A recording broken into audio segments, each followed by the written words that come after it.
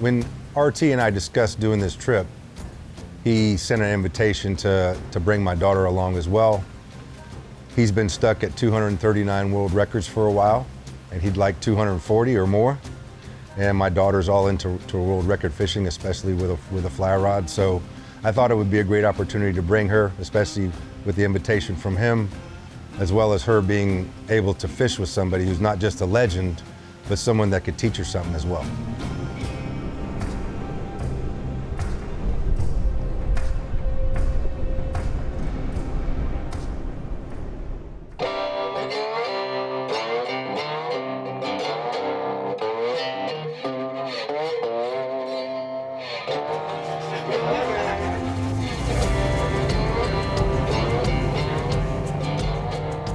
I think one of the most diverse fisheries anywhere in the world is in Key West.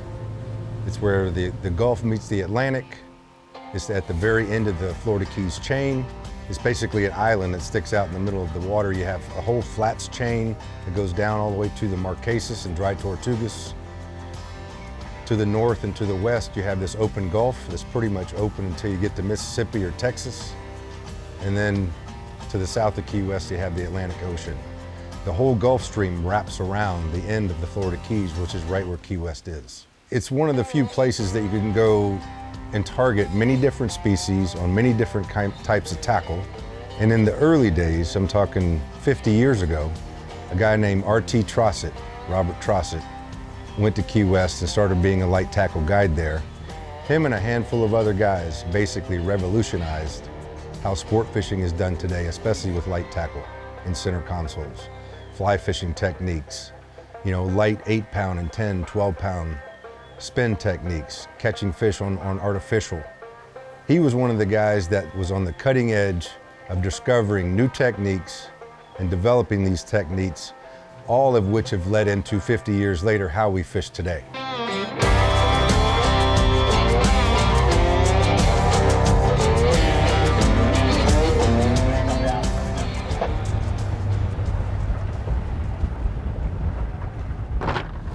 That's him, yeah. Mm-hmm. I've known RT for 30 plus years. We've been good friends. We've done a lot of things together, but we've never actually fished together in the same boat. We've fished around each other a lot, but never together, and I'm super excited because not just am I fishing with, one of the legends who developed the sport into what it is now, but he's a great guy. He has 239 world records to his name for the IGFA, which I believe is more than anybody living on this planet. And just to be around somebody like that, you're going to learn something. And to add the element of possibly catching a particular species on a particular type of tackle that possibly could be a world record, it really, really amps up for me, the whole experience of the day.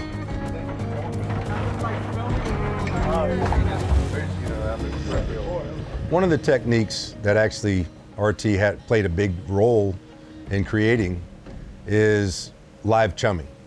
You run out into the Gulf or on the Atlantic, and you get on wrecks or you get on some type of structure, and you anchor down, or sometimes you may drift depending on the scenarios. But we have a bait here called a pilchard. You throw cast net, catch hundreds of these baits, and you get into these areas where you're expecting to find a particular species of fish or several different species of fish. And though they may not be in a feeding mode, they're just sitting on a wreck and not feeding at all, you can create a feeding situation and bring them up to the surface. You could be 100 feet of water, anchor upright, start chumming with regular ground chum, and then start throwing live baits in the water. That brings these fish up off the wreck to the surface where you can actually visually see them, you can sight cast to them, and you can pick the actual fish that you're trying to catch. It's one of the coolest experiences you'll ever have in your life. And it's cool to be going with a guy who was one of the guys who created this type of fishing. Throw it in there. That's all the line you need. They're right here. Strip it, strip. Up, straight up. There you go, awesome. Oh, yeah, we got it. Good save. Yay for 20. Beautiful. He was hungry. Yeah, he was. Sniffed it out. Good job, Kaylee. Thanks. What took so long? They like that block too. Come on back to the back, baby. Don't get in that wreck fish. No, don't pull real hard right now. Just try to fight it. Come around.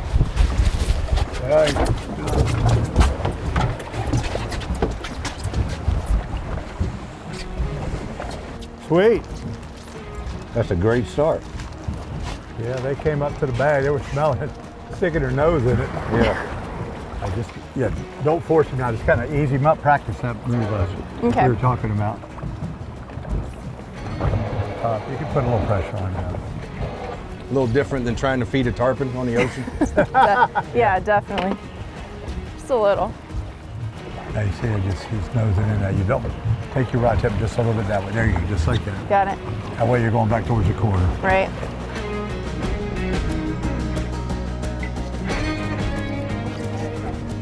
Got him, all right.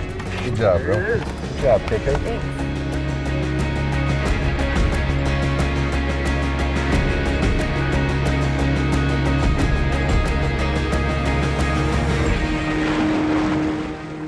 Thanks.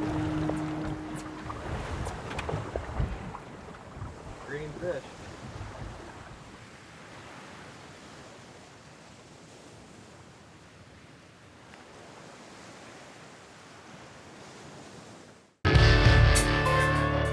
Grab your rod, Kaylee. There's a Okay. bunch. Oh, look over here. They're everywhere. They're on Where every are they side. not? You know, fishing for a living, I've done it for 37 years.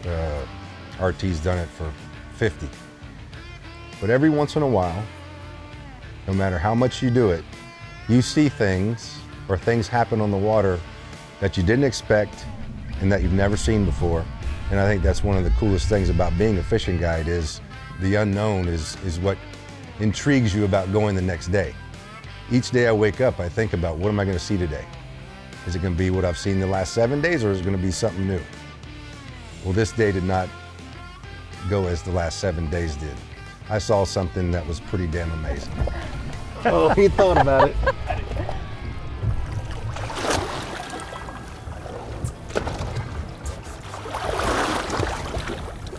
There you go. That's cool.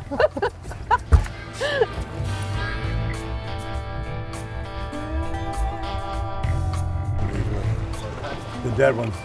Or doesn't tell me that. What was that? Got a little jumper there, You got a Kaylee? little jumper, Yeah, I yeah. did. Jumping cobia.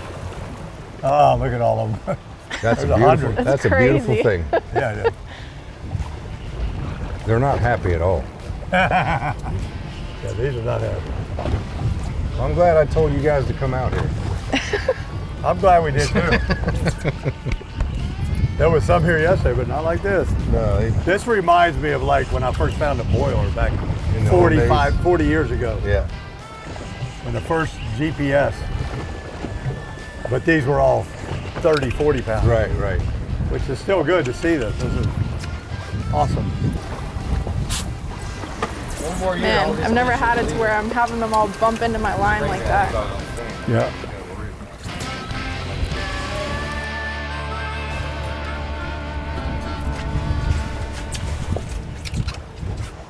Let me know for slack. Pull on. Sweet. That's a pretty good one right there.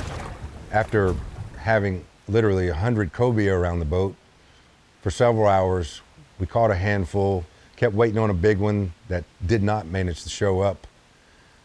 We noticed a big school of jacks were kind of lingering on the outskirts of these cobia. It'd be cool to catch one of those. So now it's going to be this game and switch situation where we have to make a cast and tease these jacks into range without having a cobia intercept her fly when she makes a cast. So this is one situation where you have too many fish, shooting fish in a barrel, but there's too many. There, look at all the jacks coming Yeah. in there. Big ones. The jacks Oh are dang, fired look at up. that jack. Oh, there, throw it out to the edge of the school. Yeah. Go backhand right over his head. Like right there. Come on in the corner here. Strip, take it out. I almost had the jack. They're up over here now. Where? They're up by those cobia, but they're Oh, I going. see them. There you you are, see 'em swimming down coming. wave. There you go. Leave it. Leave it, strip, back. Strip. Good Good job. girl, Yeah, great job. Awesome job. Thank you. That was badass. That was cool. Way to go. That was badass. It's hard when you got 100 fish to pick from. You're trying to catch one. That thing came, boom. he That was so thing. badass. Yeah, it was fun. Oh, good job. Thank you. Yep.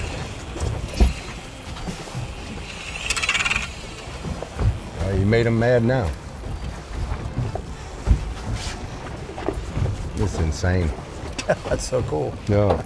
Quit coming for that. Golly.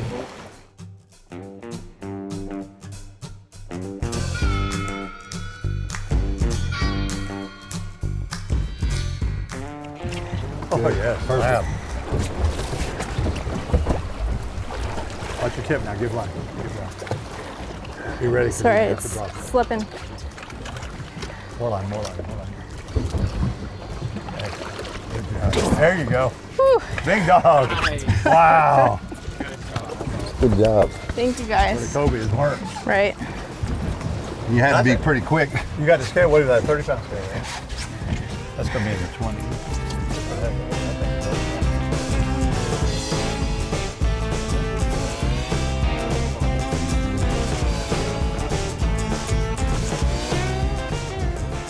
It's hanging around like 20. Yeah, that's what I guess. Think about one of them 35. You think a big the Louisiana jack's a giant. Right. We get a few that big, but not all. Huh. More You targets. ready to go? Let's go get them. Good job, kid. Thanks. That was a good job. Thank you. Target rich bird. Yeah, good job. We've been talking about going fishing for 10 years, 15 years, whatever. Something like that, yeah. Yeah. We Glad fished I'm- together. I'm glad she got to come along. This Super. has already been awesome. Yeah. See if we can get a Yeah. couple of bigger ones up or whatever. Thanks for putting got- me on them. You're welcome. First fish are all been good ones, so No, we'll it's keep going. Yeah, now it's just a matter of, are you ready to do it again? Yeah, I'm ready.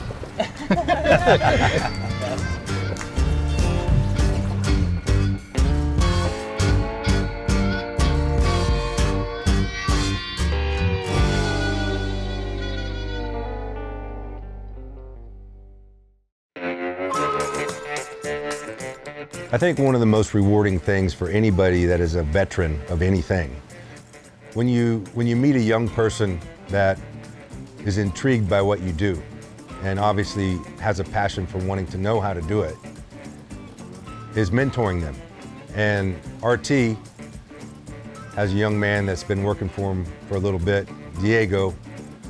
The kid's fishy as hell, great personality.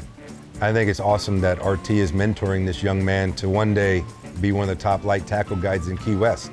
He's learning from one of the best. The kid obviously has the passion. He helped us a tremendous amount on this trip, and it allowed me and RT to spend time together and visit and tell stories. Being a guide myself, I've mentored several individuals throughout the years, and there's nothing more rewarding to that than to watch a young man start out here, and then his ability approaches yours, and then at some point that ability surpasses yours, you know, as you age. And it was great to be a part of that with RT and Diego. Yeah, the one down deep.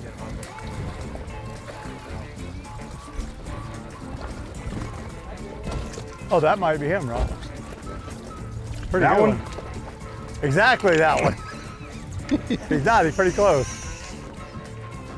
Sweet. You got one?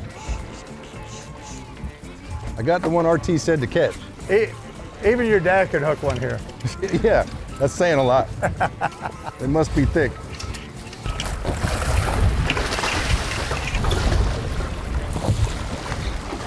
He's getting there. He's getting there. If he comes up again, I'll reel down and try to bring his face to you.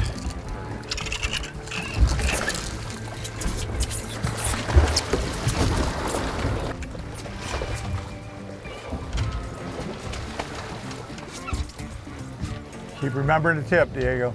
You got him. Good job. Thank you. That's Fun stuff, bro. Good job. Took us 15 years, buddy, Hey, but we finally got it. Well, we got the we fish together. got it and then some.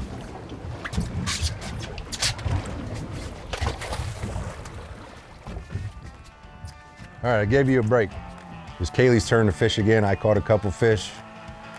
I said, well, you want to catch a cobia or a jack? And she immediately said a jack, which kind of surprised me because the one she had just caught a few minutes earlier was a pretty grueling fight. Any species in the jack family, whether it be an amberjack, a jack crevalle, a horseye jack, all these fish have the ability to fight pound for pound, probably stronger than any other fish that swims in the ocean, even more so than a tuna.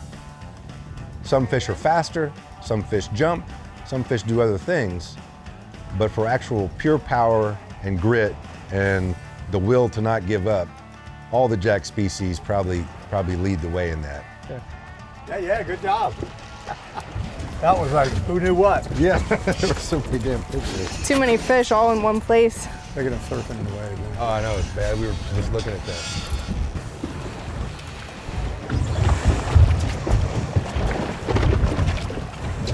So we were happy she caught a jack because that's what she was fishing for, but I bet you she's double taking on that, right? Yeah. How about that? I was, when she said jack, I'm like, all right. It's just so fun to watch them blow up on that teaser. Look at it, you see the yellow. I was back to land this sucker for you. My arms aren't as long as Diego's. Oh, Nice job, Kaylee. thank you. Look at that dog. Yeah, I think that's the last jack I want to catch today. That's the last one. It's a good one.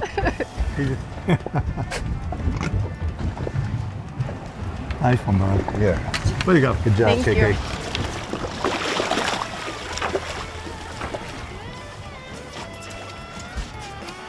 Good shit.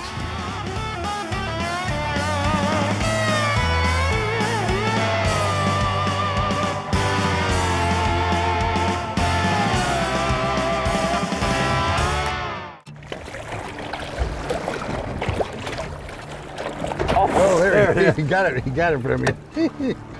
That was a pretty good size one. That too. It was, cool. yeah.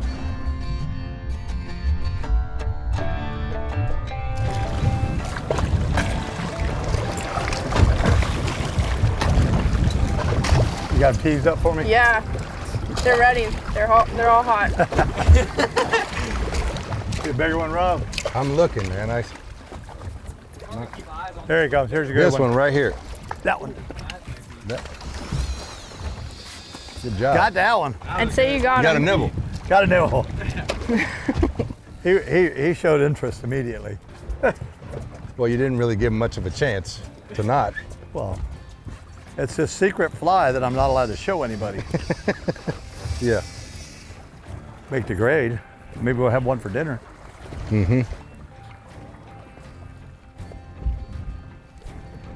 So if you use a little lower rod angle, you know, I got it. I'm in a bad position. I'm just jacking with you, man.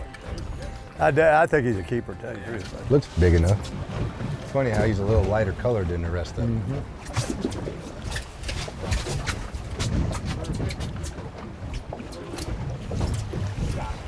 Good job. In the boat, in the boat.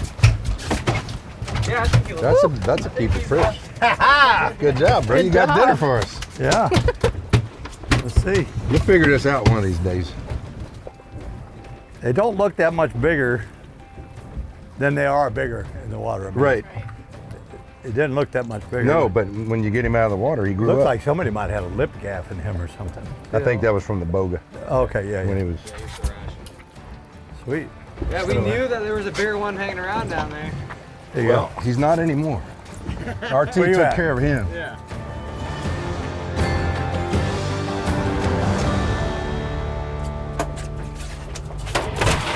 Good job, guys. Thanks for letting me catch one. That was gangster, RT. Yeah. When you first start fishing or hunting, it's all about how many you catch, not necessarily how big they are. You just want to catch a bunch of fish and experience that. Just like hunting, you want to go try and harvest something. You don't want to harvest the giant deer yet. As you come along in years and start having more and more experiences, it's more about a particular catch, the way you caught it. Okay, you've learned how to catch a bunch of fish on bait, now you're going to switch to fly fishing or artificial. It's a little more difficult, requires a little more skill. And you know you're already putting yourself in a disadvantage by using an artificial bait, not a live bait. I mean, how can you not think that's cool as shit right there? Cool stuff. And another step above that is fly fishing. As you gain all these experiences and gain experience and knowledge with different types of tackle, and you've caught all these fish throughout the years, you gain a respect for the fish. You gain a respect for the environment. This particular day, I've maybe seen this many cobias once in my life. And after I caught a couple, I was good. I didn't need to keep catching them. We could have caught them till, we probably could have stayed there for 2 days and caught cobias. I didn't need to. Just seeing that many fish, knowing that that still exists, that there are still schools of cobia that big swimming around. It was just as rewarding and even more rewarding that I didn't. It's all a respect thing for the fish. I know by leaving those fish alone after we caught several of them, experiencing that experience, let's go home, man. How can the day get better? Catching 5 more cobia is not going to make it better than it's already been. I saw something I've never seen before. We caught some fish. I was with a great guy. I was with my daughter. Let's leave those fish alone to do what they do.